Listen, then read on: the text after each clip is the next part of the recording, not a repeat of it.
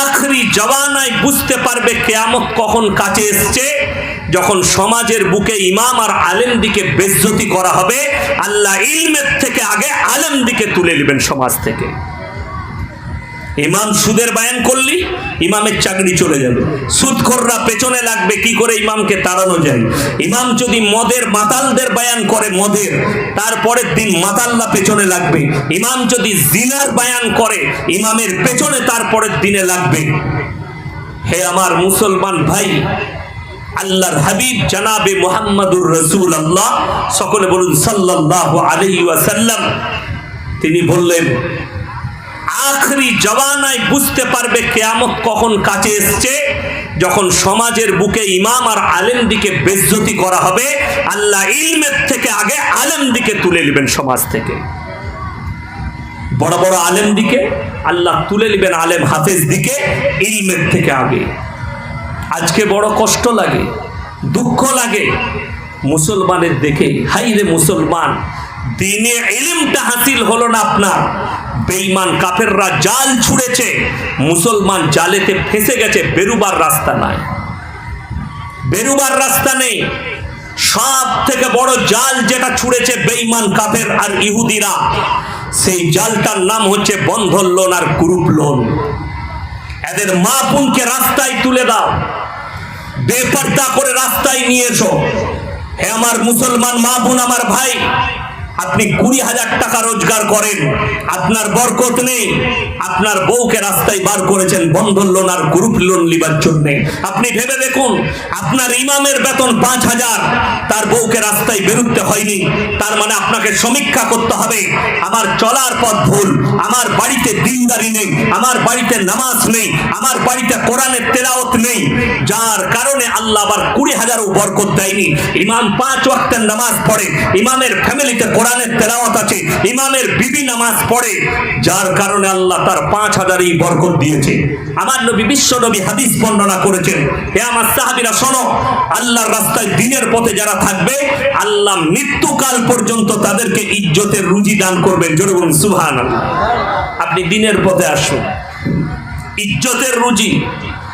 আমি আপনাদের কাছে বসেছি বয়ান করতে, আমার এই জামাটা আমার পয়সায় লয়, আমার লুঙ্গি আমার পয়সায় লয়। আমি 1 মাস আগে সুরাটে গিয়েছিলাম, গুজরাটে। আমার এক কাছের মানুষ বললে, হুজুর একটা জামার ছিট কিনে দেবো। দাও, 350 টাকা মিটার ছিট কিনে দিলে।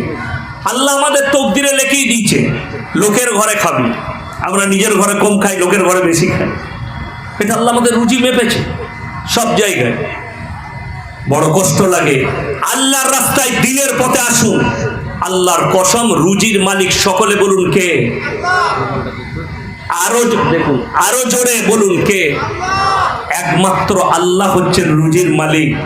আর আপনি ভেবেছেন না আমাকে বন্ধন লোন গ্রুপ লোন না নিলে আমার বাজার চলবে না, আমার ঘর চলবে না। হাই রে মুসলমান, আমি শুনালাম সুদ দেনে वालाও পাপী, সুদ লেনে वालाও পাপী, উভয়ের সমান পাপের অধিকার হবে। যদি বলেন হুজুর আমি গরিব মানুষ, গরিব মানুষ তো কি হয়েছে? তোমার যদি 20,000 ইনকাম হয়, তুমি নিজেকে গরিব বলো, তাইলে ইমাম নিজেকে কি বলবে বলো? ইমাম সাহেব নিজেকে কি বলবে বলো? সমীক্ষা করে দেখো। ওই জন্য প্রত্যেকটা মুসলমান ভাইকে বলবো, আপনারা দ্বীনি ইলম হাসিল করবেন, বাচ্চাদিকে দ্বীনি ইলম শিখাবেন। জোরে বলুন ইনশাআল্লাহ। কখনো আমার আগে কে বলছিলেন জানি না, আমার 70,000 জলসা ইউটিউব আর ফেসবুকে চলছে। একটা বার করে দেখান যেখানে আমি বলেছি স্কুলে পড়া যাবে না, মাস্টার হওয়া যাবে না, ডাক্তার হওয়া যাবে না, প্রফেসর হওয়া যাবে না, কোনো জলসাই বলিনি। কিন্তু এটা বলেছি যে তোমার ছেলেকে ডাক্তার করো, প্রফেসর করো, ইঞ্জিনিয়ার করো, আইপিএস করো, এমএলএ এমপি করো। আল্লাহর কসম খেয়ে বলছি, যদি তার মধ্যে দিন না থাকে, আমার আল্লাহর কাছে কোনো মূল্য নাই। চ্যালেঞ্জ এটা, কোনো মূল্য থাকবে না আল্লাহর কাছে। আল্লাহর কাছে একটা চতুষ্পর জন্তুর নাই তার আচরণ হবে। মাথায় রাখবেন আমাদের সমাজের ভাইয়েরা, আপনারা বলুন তো 5 ওয়াক্তের নামাজ ফরজ না ফরজ নয়? যদি 5 ওয়াক্তের নামাজ ফরজ হয়, হাই রে মুসলমান, বাবরি মসজিদ ভেঙে গেছে, ফেসবুক আর ইউটিউবে মুসলমান যুবকরা টুইট করছে, আমাদের বুক ফাটা বেদনা, বাবরি মসজিদ ভেঙে গেছে। হে মুসলমান যুবক, তুমি কাঁদছো বাবরি মসজিদের জন্য, আর তোমার গ্রামের মসজিদ কাঁদছে তোমার জন্য, তুমি জীবনে নামাজ পড়তে যাও না। কত দুঃখ লাগে, কত বেদনা লাগে। আরে নিজের মসজিদে আগে নামাজ পড়, তারপরে বাবরির লেগে কাঁদবি। তুমি তো নামাজই পড়ো না। আজকে ভেবে দেখুন, হাই রে মুসলমান, কেন্দ্রে একটা বিল পাস হতে চলেছে। সেই বিলটার নাম হচ্ছে ওয়াকফ বিল, যেটা মুসলমানদের কাছে যে সম্পত্তি ভারতে আছে, 1 নম্বর সম্পত্তি হচ্ছে রেলওয়ে, 2 নম্বর হচ্ছে ডিফেন্স মিলিটারি, 3 নম্বর হচ্ছে ওয়াকফ সম্পত্তি। এই ওয়াকফ সম্পত্তিকে হস্তক্ষেপ করতে চলেছে সরকার, আইন পাস করতে পারেনি, পার্লামেন্টে ঝামেলা হয়েছে। আরে কে ওটা? মুসলমানদের ভোট নেওয়া হচ্ছে ভারতবর্ষ জুড়ে। আপনারা বলুন, ভারতে 30 কোটি মুসলমান আছে। এই 30 কোটি মুসলমানের মধ্যে আপনারা ইমানদারির সঙ্গে বলবেন, বর্তমান সময়ে এই যুগে প্রত্যেকটা মুসলমান বাড়ি, প্রত্যেকটা বাড়িতে কমপক্ষে 2টো করে মোবাইল আছে। ঠিক বললাম না ভুল বললাম? যদি 2টো করে মোবাইল থাকে, আমি একটা ক্যান্সেল করলাম, 30 কোটি মুসলমান থাকলে 30 কোটি মোবাইল থাকবে, 30 কোটি ভোট পড়ত। বড় দুঃখের বিষয়, 4 থেকে 4.5 লাখ ভোট পড়েছে। ভেবে দেখুন, বাকি ভোটগুলো গেল কোথায়?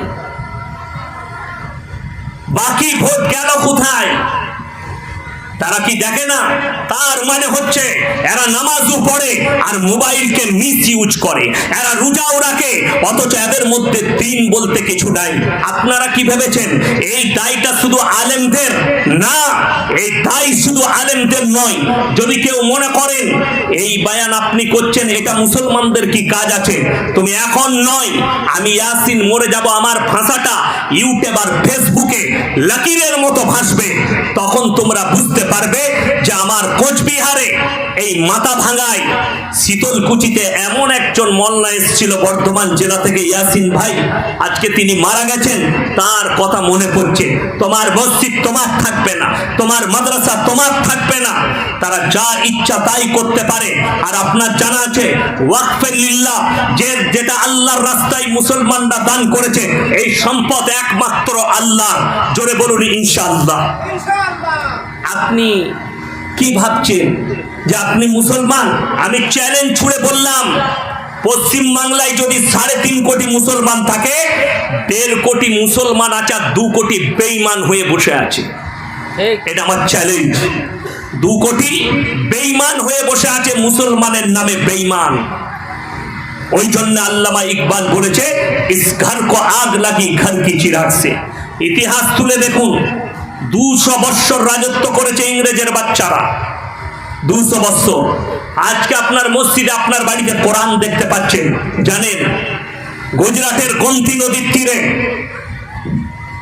10 লাখের থেকে বেশি কোরআন নিয়ে ইংরেজের বাচ্চারা ঢের লাগিয়ে আগুন ধরিয়েছিল। শাহ আব্দুল আজিজ মুহাদ্দিস দেহলভী রহমতুল্লাহ আলাই তিনি বললেন, এই ইংরেজের বাচ্চারা শোনো, তোমরা যদি মনে করো এই 10 লাখ কোরআনকে জ্বালিয়ে ইসলামকে মিটিয়ে দেবো, তোমরা যদি মনে করো ভারতবর্ষের 1 কোটি কোরআনকে জ্বালিয়ে ইসলামকে মিটিয়ে দেবো, তো আল্লাহর কসম তোমরা ভুল পথে আছো। কেন জানো? তাদের কর্নেল জিজ্ঞেস করলে কেন, বলে এই কোরআনে একটা শব্দ আছে, ইন্না নাহনু নাযালনা যিকরা ওয়া ইন্না লাহুল হাফিজুন। এই কোরআনকে আমি আল্লাহ অবতীর্ণ করেছি, এই কোরআনের হেফাজতের দায়িত্ব আমি আল্লাহ নিজে নিয়েছি। জোরে বলুন সুবহানাল্লাহ। শুধু তাই নয়, কোরআনটা হেফাজত কোথায় করেছেন? আপনার বাড়ির আলমারিতে জুস্তানে লেপটিয়ে রেখেছেন, ওইখানে নয়, কাগজের মধ্যে নয়। হাদিসে আছে কিয়ামতের পূর্বে আয়াতগুলো তুলে নেওয়া হবে, কোরআনের কাগজগুলো সাদা হয়ে যাবে। আল্লাহ যেদিনে তুলবেন ইলমকে, ওই পৃষ্ঠাগুলো সব সাদা হয়ে যাবে, আয়াতগুলো আর একটাও থাকবে না। চলুন, আল্লাহ কোথায় হেফাজত করলেন? একটা মাদ্রাসা তালবিলিম, একটা হাফিজে কোরআনকে দাঁড় করান, 30 পারা কোরআন একটা হাফিজের কোরআনের সিনেতে আল্লাহ গেঁথে দিয়েছেন। জোরে একবার বলুন সুবহানাল্লাহ। সব কোরআনকে জ্বালিয়ে দাও, আল্লাহর কসম, একটা হাফিজে কোরআন যদি জিন্দা থাকে 100 কোটি কোরআন ছেপে চলে আসবে। জোরে একবার বলুন নারায়ে তাকবীর। আপনারা খেয়েছেন রাত্রে কিছু? আমি তো এখনো ভালো করে ঘুম হয়নি। আমার গলার আওয়াজ বুঝতে পারছেন? নারায়ে তাকবীর। আপনি কোরআনের প্রতি মহব্বত নিয়ে আসুন। আল্লাহর কসম করে বলছি, এরপর শুনেলেন আপনার মুখ দিয়ে তাকবীর বেরোচ্ছে না, আলহামদুলিল্লাহ বেরোচ্ছে না, সুবহানাল্লাহ বেরোচ্ছে না। আল্লাহর কসম খেয়ে বলে যাচ্ছি, গোটা পৃথিবীর লোক যদি আল্লাহকে সিজদা না করে, গোটা পৃথিবীর মানুষ যদি আল্লাহকে না ডাকে, আমার আল্লাহর এতটুকু যায় আসে না। আল্লাহ যে জায়গায় আছেন, ছিলেন, থাকবেন, চিরকালের জন্য থাকবেন, আবাদান আবাদা। জোরে বলুন সুবহানাল্লাহ। আপনি কি ভাবছেন সিজদা কোরআনে আছে? হে নবী বলে দাও, তারা আমাকে সিজদা করুক আর না করুক, পৃথিবীর সমস্ত মানুষের ছায়াগুলো আমাকে 24 ঘন্টা সিজদা করে। আপনার ছায়া আল্লাহকে সিজদা করছে, আপনি না করতে পারেন, আপনার ছায়াটা সিজদায় রত হয়ে আছে। ওই জন্য আমার মুসলমান ভাই, প্রত্যেকটা ভাইকে অনুরোধ করব, আজকে হাত তুলে বলুন 5 ওয়াক্তের নামাজ আজ থেকে ফজর থেকে পড়বো। সকলে জোরে বলুন ইনশাআল্লাহ। হাত তুলেন, জোরে বলুন ইনশাআল্লাহ। হ্যাঁ, 5 ওয়াক্তের নামাজ, নারী পুরুষ উভয়ে নামাজ কেন পড়বেন?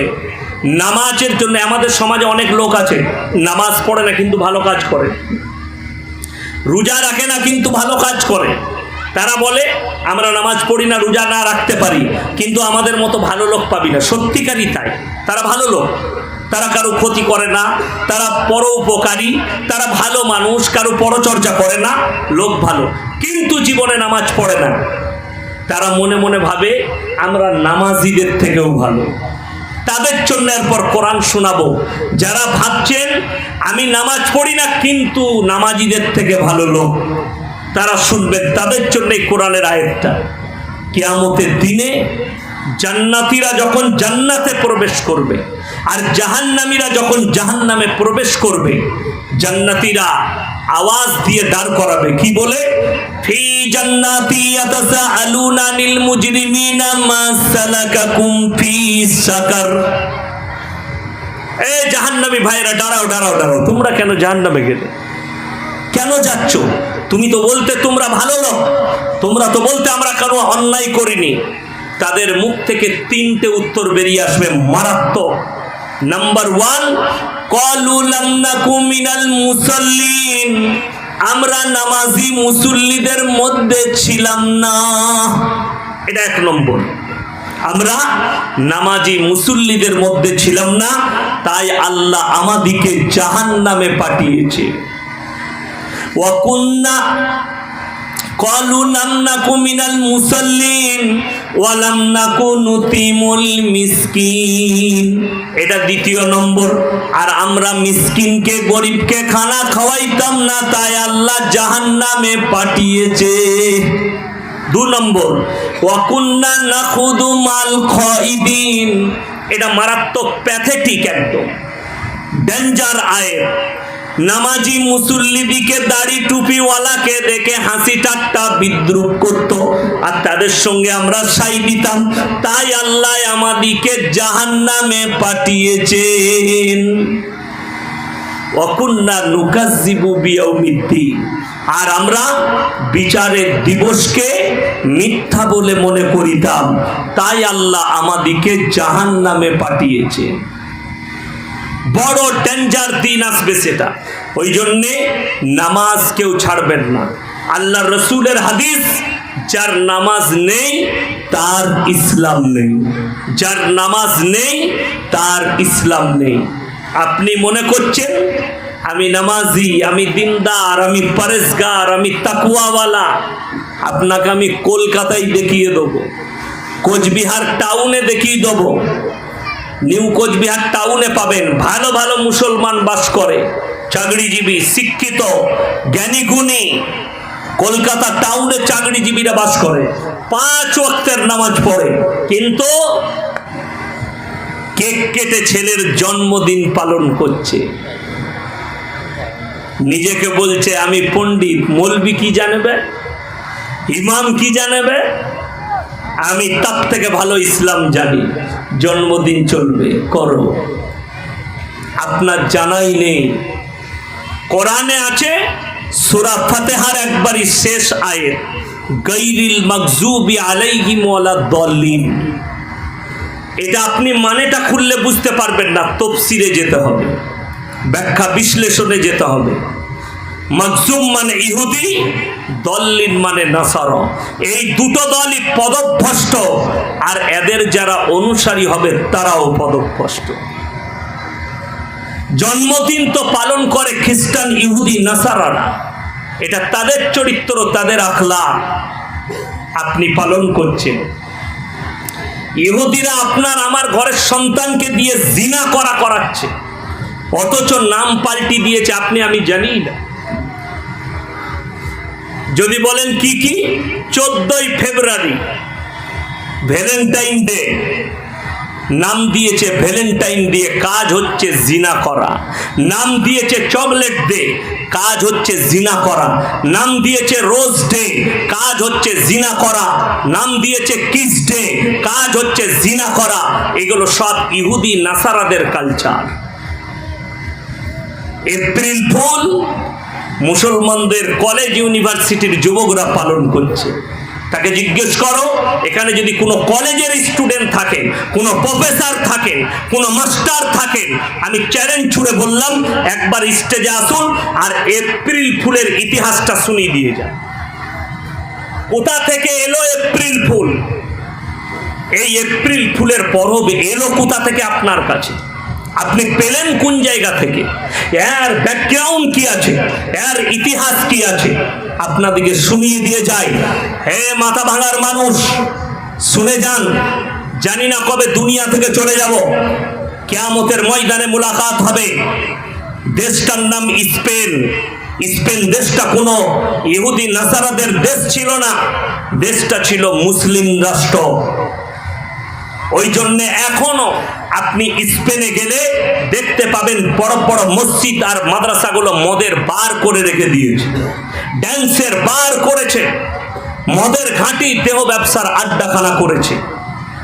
যখন মুসলিম আর ইহুদিদের মধ্যে যুদ্ধ শুরু হলো স্পেনে, তারা যখন দেখলো মুসলমানদের কাছে অস্ত্র শস্ত্র বেশি, সেই ইহুদিরা বলে বসলো আমরা যুদ্ধ চাই না, সমাধান চাই, আলোচনা চাই। মুসলমান দিলে বিশ্বাস করে বসলো আলোচনায়। আর তারা কিছু বাইরে থেকে ইহুদি নিয়ে এসে চারিদিকে ঘেরে মুসলমানদের রক্তর হুলি খেলেছিল। সেই তারিখটার নামই ছিল 1 এপ্রিল। আর তারা বলল আজকের দিনে আমরা বিজয় উল্লাস করেছি, আজকের দিনে মুসলমানকে ধোঁকা দিতে পেরেছি, আজ থেকে আমরা পরব পালন করব এপ্রিল ফুল। ঠকানো, আমরা ঠকাতে পেরেছি। আর আজকে মুসলমানদের যুবক যুবতী এরা মাস্টারকে ঠকায়, গার্লফ্রেন্ডকে ঠকায়, বয়ফ্রেন্ডকে ঠকায়, আর এরা মনে করে আমরা একটা মহৎ কাজ করছি। শুনে রেখে দাও, ওই রক্তর হুলি খোলাওয়ালাদের সাথ দিয়েছো, কিয়ামতের ময়দানে তুমি যদি তাহাজ্জুদ গুজার হও তারপরেও তুমি সেদিনে আটকাবে। আজকে আমাদের সমস্যা, মুসলমান নামাজ কেন পড়ে না, মুসলমান রোজা কেন রাখে না, মুসলমান আল্লাহকে কেন ডাকতে চাই না। এরা জানে নামাজ পড়ি বা না পড়ি, রোজা রাখি বা না রাখি, আল্লাহকে ডাকি বা না ডাকি, অবশ্যই বছরে একটা করে জলসা দিবি, হুজুর দিকে দাওয়াত দিবি, দোয়া করবে, জান্নাত রেডি। ওই জন্য তো আমাদের সমাজে মদ খেয়ে 3 বোতল মদ খেয়ে যদি অ্যাক্সিডেন্ট হয়ে মরে যায় সেও জান্নাতে যায়। কেন? হুজুর দোয়া করবে তো মিলাদ পড়িয়ে। হুজুরকে দাওয়াত দিয়েছেন ইয়াসিনকে, আমি এসে দোয়া করে দেবো, রব্বানা আতিনা ফিদ দুনিয়া হাসানা, আল্লাহ তুমি একে জান্নাতুল ফিরদৌস দাও, আল্লাহ তুমি একে শহীদের মর্তবা দাও। মিলাদ শেষ, খানা খেতে বসেছি, আমাকে দেশি মুরগি দিয়ে ভাত দিয়েছেন। আমি বললাম বাবা কি করে মারা গেছে? বলে হুজুর ছেলে খুব বদমাস ছিল, 3 বোতল মদ খেয়ে গাড়ি চালিয়ে অ্যাক্সিডেন্ট করেছে। আমি বললাম তোবা, কাকে জান্নাতে দিলাম বে আমি? কথা বুঝতে পারেননি তো? হুজুরও মার খাবে আর সে তো খাবেই খাবে। আপনার মনে মনে হবে হুজুর 3 বোতল মদ খেয়ে মদের ভাঁটিতে জীবন কাটিয়ে মারা গেছে, আপনি তার লেগে দোয়া করতে পারবেন না? তার লেগে দোয়া করতে পাবো না? গাঁজার ভাঁটিতে জীবন কাটিয়েছে, তার লেগে দোয়া করব না? নাস্তিকতার উপরে জীবন কাটিয়েছে, তার লেগে দোয়া করব না? আমি বলবো না, আমার বাপের দলিল দেবো না। শুনেন, পৃথিবীর সব থেকে শ্রেষ্ঠ ব্যক্তি, পৃথিবীর আদি থেকে অন্ত পর্যন্ত যিনি সৃষ্টির শ্রেষ্ঠ, তিনি হচ্ছেন হযরত মুহাম্মদ মুস্তাফা, সকলে বলুন সাল্লাল্লাহু আলাইহি ওয়াসাল্লাম। আচ্ছা, নবীজির থেকে দামি লোক পৃথিবীতে আর কেউ আছে? কথা বলে না। আর কেউ আসবে? আসবে না। চলুন, আল্লাহর হাবিব সাল্লাল্লাহু আলাইহি সাল্লাম তিনি মেম্বারে বসে আছেন, ছুটে একজন সাহাবী এলেন কাছে, ইয়া রাসূলুল্লাহ, কি হয়েছে? আপনার চাচা যান মৃত্যু শয্যায় শুয়ে আছেন, যে কোনো সময় ইন্তেকাল করবে। নবীজি ছুটলেন, ছুটে গিয়ে হাতটা টিপে ধরলেন, চাচা একবার খালি কলমাটা পড়ে নাও, আমি আল্লাহর কাছে তোমার জন্য কেঁদে কেঁদে ক্ষমা চাই। কেঁদে কেঁদে নবীজির চাচার কাছ থেকে উত্তর এলো কি? আমি যদি বার্ধক্যে কলমা পড়ি, লোকে বলবে মৃত্যু ভয়ে কলমা পড়েছে, তাই আমি কলমা পড়তে পারবো না। আমার আল্লাহ আয়াত পাঠালেন রাসূলের কাছে, ইন্নাকা লা তাহদি মান আহবাবতা ওয়ালাকিন্নাল্লাহা ইয়াহদি মান ইয়াশা। হে আমার বিশ্ব নবী, পৃথিবীর মানুষকে বলো, হিদায়াতের দপ্তরটাই আমার আল্লাহর হাতে।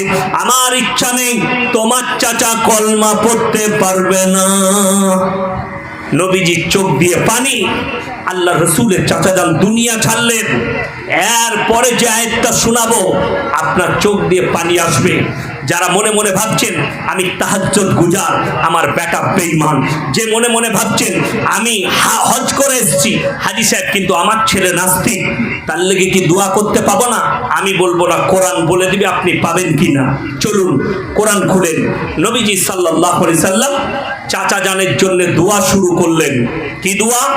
আল্লাহ তুমি আমাকে যতদিন না নিষেধ করছো, আমি আমার চাচার জন্য কেনে কেনে ক্ষমা চাইব। নবীজি কাঁদতে লাগলেন। কার জন্যে? নিজের চাচার জন্য কাঁদছেন।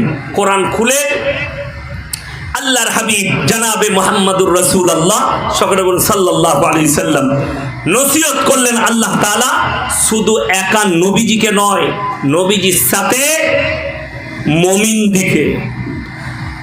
আল্লাহ কাকে করলেন? মুমিনকে। কেন? আল্লাহ নসিহত কোরআনে যত করেছেন মুমিনদিকে করেছেন, বেঈমানকে নয়। বেঈমানকে নয়, নসিহত আল্লাহ করেছেন তো মুমিনকে আর নবীদিকে করেছেন। চলুন কোরআন খুলেন।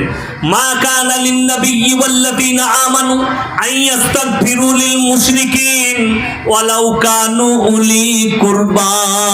হে আমার নবী এবং মুমিনরা শোনো, যারা বেঈমান কাফের মুশরিক হয়ে মারা গেছে, বদ্দিন হয়ে মারা গেছে, তাদের লেগে দোয়া করতে পাবে না, যদিও তারা তোমাদের নিকটতম আত্মীয় হয়। আপনার কাছের মানুষ হলেও দোয়া করতে পাবে না। নবীজির হাত নেমে গেল আর আপনি বলছেন আলুওয়ালা পটলওয়ালা মৌলবীকে তুলে নিয়ে এসে জান্নাতে যাব। নামাজ না পড়ে, রোজা না রেখে, দিনদার না হয়ে পাপের সাগরে ডুবে মারা গেছি, মৌলী সাহেব দোয়া করবে জান্নাতে দেবে। চলুন আপনাকে আরো একটু আগে নিয়ে যাই, তাহলে বুঝতে পারবেন। এটা তো আমাদের রসুলের জন্য বললাম, এরপর আরেকটু আগে চলুন।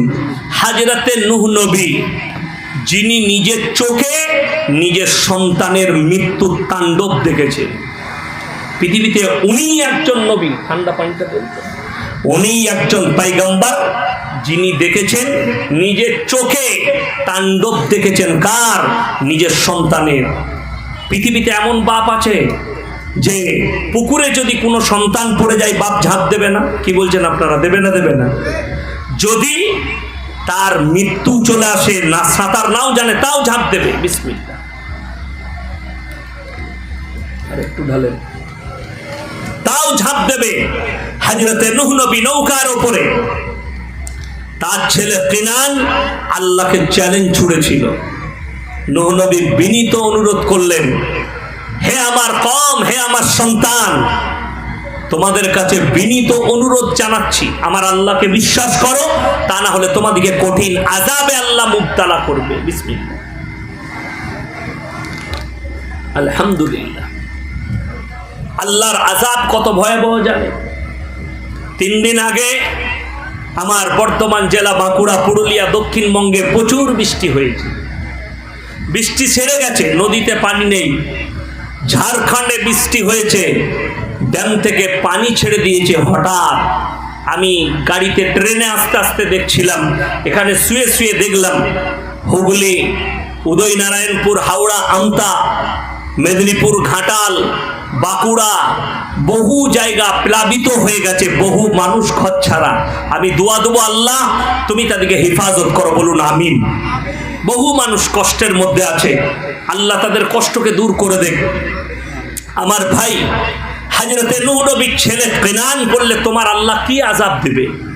হযরতে নূহ নবী বললেন আমার আল্লাহ তোমাদেরকে বন্যা দিয়ে ডুবিয়ে দেবেন। নূহ নবীর ছেলে কেনান বললে তোমার আল্লাহ যদি বন্যা দেয়, এমন উঁচু জায়গায় চেপে যাব যেখানে তোমার আল্লাহর পানি পৌঁছাবে না,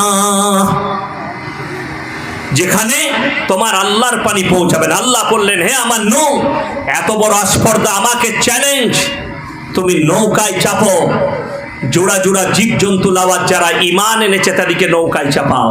মুসুল ধারার মেঘ ভাঙা বৃষ্টি, এমন বৃষ্টি শুরু হলো, রেওয়ায়েতে আছে পৃথিবীর আজকের তারিখ পর্যন্ত, যেদিন থেকে পৃথিবী শুরু হয়েছে, আল্লাহ শুরু করেছেন, আজকে তারিখ পর্যন্ত এত বড় প্রলয় ঘটেনি যেটা নূহ নবীর চাওয়া নাই।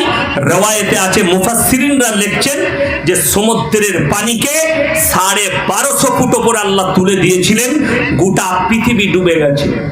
নূহ নবী নৌকার উপরে, তার ছেলে কেনান এবং তার কওম হাবুডুবু খাচ্ছে। নূহ নবী যখনই দেখলেন সন্তান মারা যাচ্ছে, মনেতে পিতৃস্নেহ জেগে গেছে, আল্লাহর কাছে দোয়া করলেন, লা আসিমাল ইয়াউমা মিন আমরিল্লাহ, ওগো আল্লাহ, এ আমার ওরসজাত পুত্র, তুমি একে রক্ষা করো। আমার আল্লাহ ধমক দিলেন, লামিনাল খাসিরিন, তুমি দোয়া করতে পাবে না যে আমাকে মানেনি, আমার দ্বীনকে মানেনি, আমার নবীকে মানেনি, তার জন্য দোয়া করো না, তা না হলে তোমাকেও ক্ষতিগ্রস্তদের মধ্যে ফেলে দেব। নূহ নবীর হাত নেমে গেল। আপনি আর পরে বলুন, আমার মতো ফুটো মৌলবীকে দিয়ে আপনার ছেলে মদের ভাঁটিতে মারা গেছে, আপনার ছেলে নাস্তিকতার উপরে মারা গেছে, আপনার ছেলে কুফরি করে মারা গেছে, আপনি বলছেন ইয়াসিন হুজুরকে ডেকে মিলাদ পড়িয়ে জান্নাতে পাঠাবো। আপনার বিবেককে জিজ্ঞেস করুন, নবীরা যদি, নবীজি নিজের চাচাকে যদি কলমা পড়াতে না পারেন, নূহ নবী নিজের সন্তানের জন্য যদি দোয়া করতে না পায়, রাসূল যদি নিজের চাচার জন্য দোয়া করতে না পায়, আপনি কি করে একটা মাতাল আর গাঁজাখোরের জন্য, একটা বাত্তিনের জন্য, একটা মুশরিকের জন্য আপনি কিভাবে দোয়া করবেন?